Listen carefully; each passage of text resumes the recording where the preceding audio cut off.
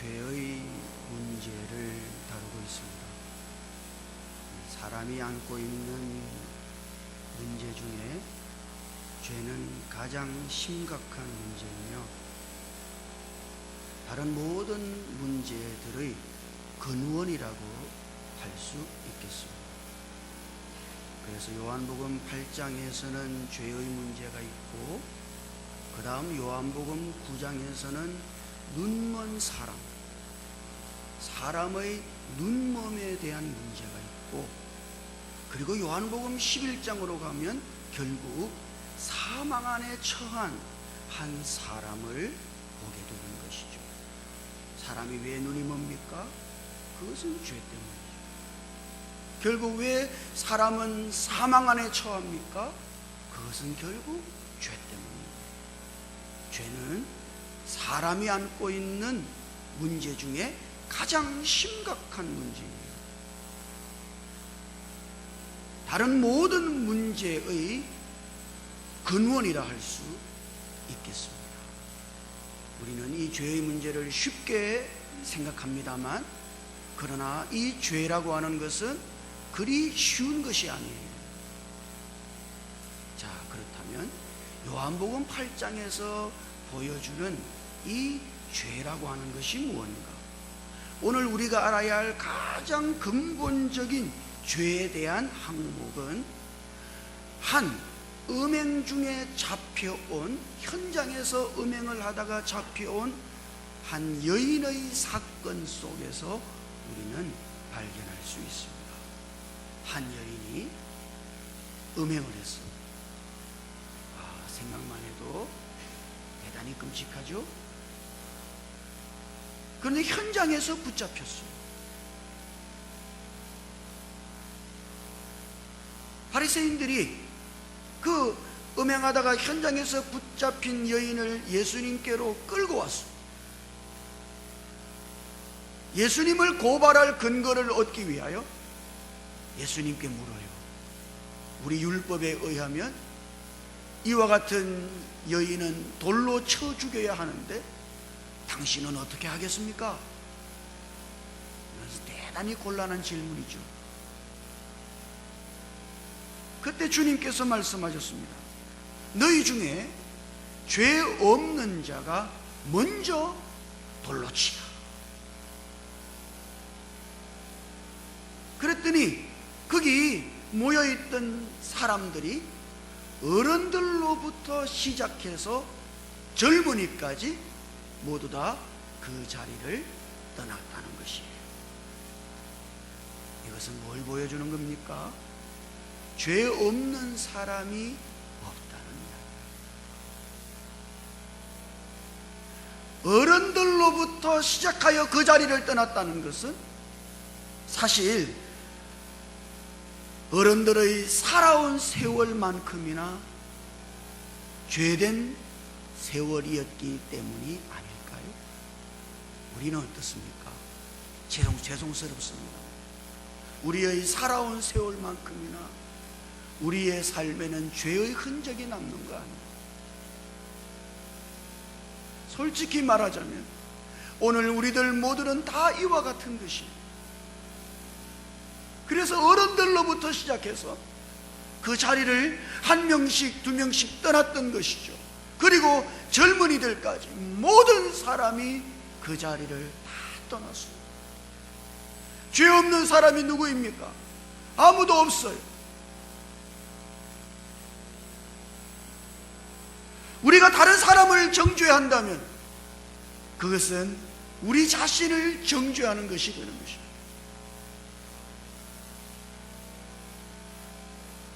어느 누구도 죄 없는 사람이 없기 때문에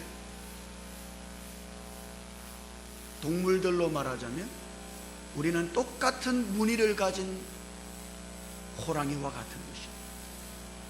똑같아요. 다를 게 하나도 없는 것이죠. 모든 사람이 죄인입니다. 이것이 요한복음이 보여주는 죄에 대한 첫 번째 방면이에요. 모든 사람이 죄인이라는 것이죠. 그다음 더 중요한 것은 그 죄라고 하는 것이 우리 밖에 있는 우리의 행위의 문제가 아니라는 사실이에요. 이 죄라고 하는 것은 우리의 밖에 있는 행위의 문제가 아니라 우리 안에 있는 문제인 것이죠.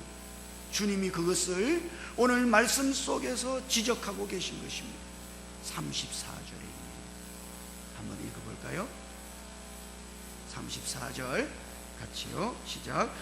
예수께서 대답하시되 진실로 진실로 너희에게 이르노니 죄를 범하는 자마다 죄의 종이라. 모든 사람이 죄인인 이유가 어디 있어요?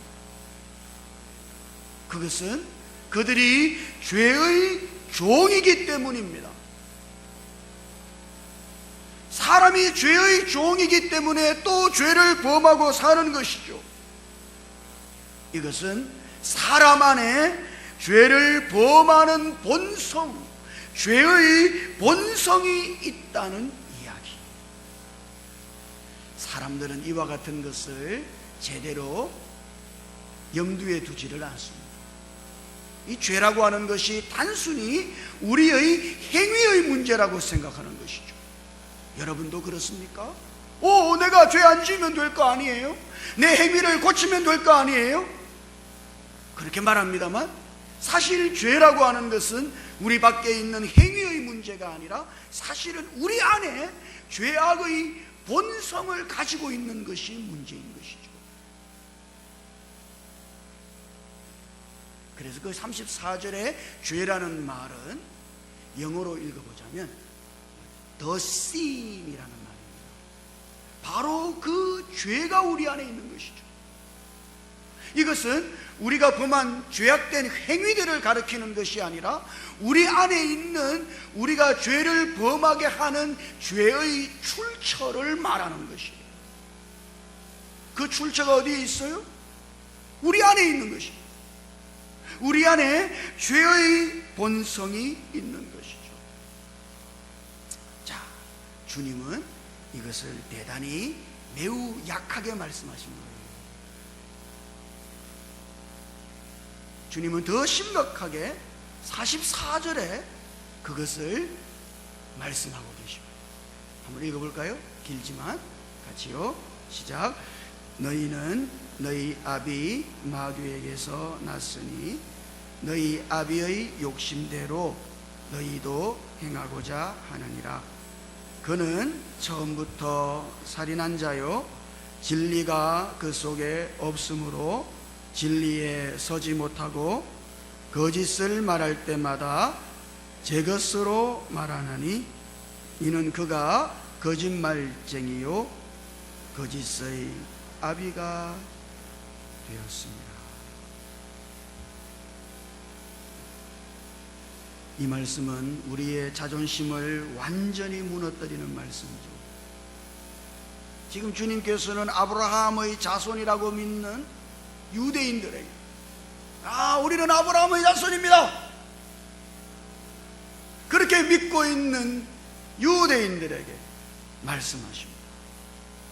율법을 가지고 있고 율법을 주의하고 있고 율법대로 산다고 자부하고 있는 유대인들에게 주님은 말씀하십니다. 너희는 너희 아비 마귀에게서 났다. 여러분 이거 이해할 수 있어요? 주님이 어떻게 이런 말씀 하실 수 있습니까? 쉽게 말하자면 너희는 마귀 자식이라 이 말이에요. 사실 사도 요한만이 이와 같은 표현을 쓰고 있다는 사실에 우리는 놀랄 수 있습니다. 요한일서 3장 10절에 사도 요한은 마귀의 자녀라 그랬어요.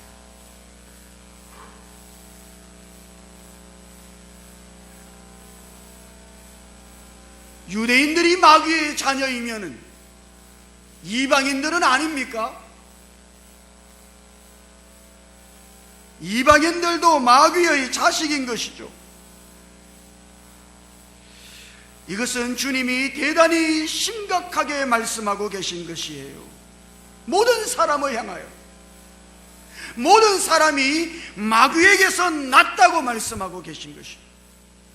그리하여 자연스럽게 그 모든 사람 안에는 마귀적인 갈망과 마귀적인 욕구와 마귀적인 그 본성을 따라서 행하고자 하는 그와 같은 것들이 있는 것이죠.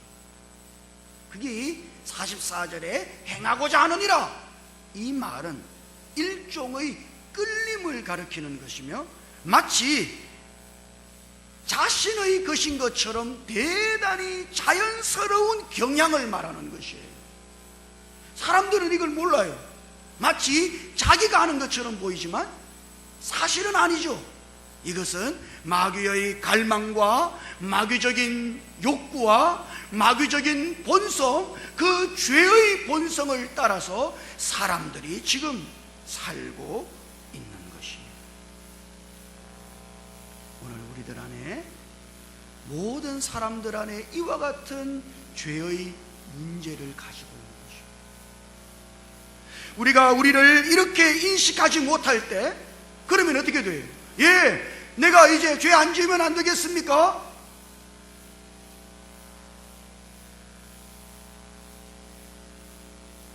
우리의 행위를 고치면 될 것 아니겠습니까? 많은 사람들이 이와 같은 죄의 문제를 보지 못하기 때문에 자신의 행위를 고치려고 하는 것이죠. 여러분도 그렇습니까? 그랬더니 어떻든가요? 그래서 우리는 매번 실패하는 것이죠. 오늘 우리 자신에 대하여 우리 안에 있는 이 죄의 본성을 인정하지 못한다면, 오늘 우리가 마귀에게서 난 마귀의 본성, 그 죄의 본성을 우리 안에 가지고 있음을 우리가 인식하지 못한다면, 오늘 우리는 어떠한 경우에도 우리 안에 있는 이 죄로부터 벗어날 수가 없어요.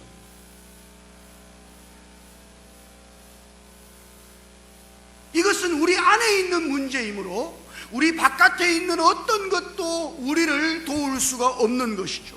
우리 바깥에 기록되어져 있는 율법이라 할지라도 우리를 도울 수가 없어요. 우리 바깥에 있는 어떤 가르침이라 할지라도 우리를 도울 수가 없는 것입니다. 이것이 사람이 처해 있는 운명이에요. 여러분은 정말 여러분이 이와 같은 존재인 것을 보셨습니까? 나는 우리 지체들이 우리가 이전에 이와 같은 존재들이었다는 것을 볼 수 있기를 주님 이름으로 축복합니다. 이것이 시작이에요. 우리는 우리의 아비 마귀에게서 나서 마귀적인 성향이, 마귀적인 본성이 우리 안에 있는 것이죠. 이것이 심각한 죄의 문제인 것입니다.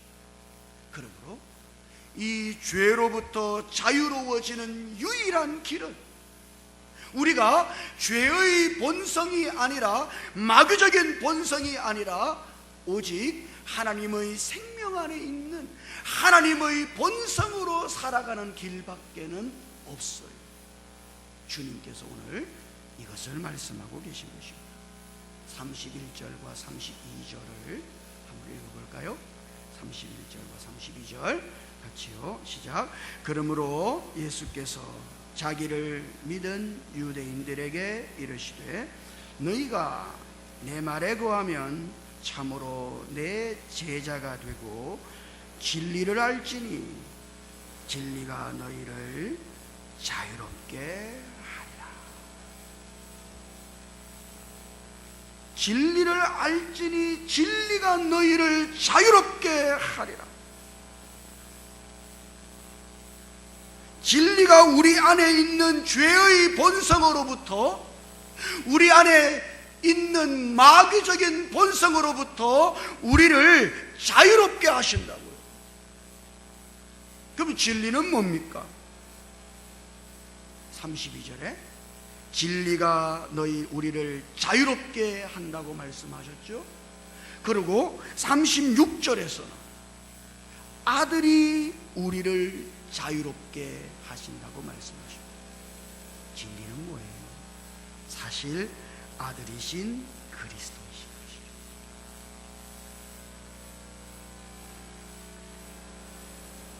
진리이신 아들께서 십자가에서 죽으시고 부활하심으로써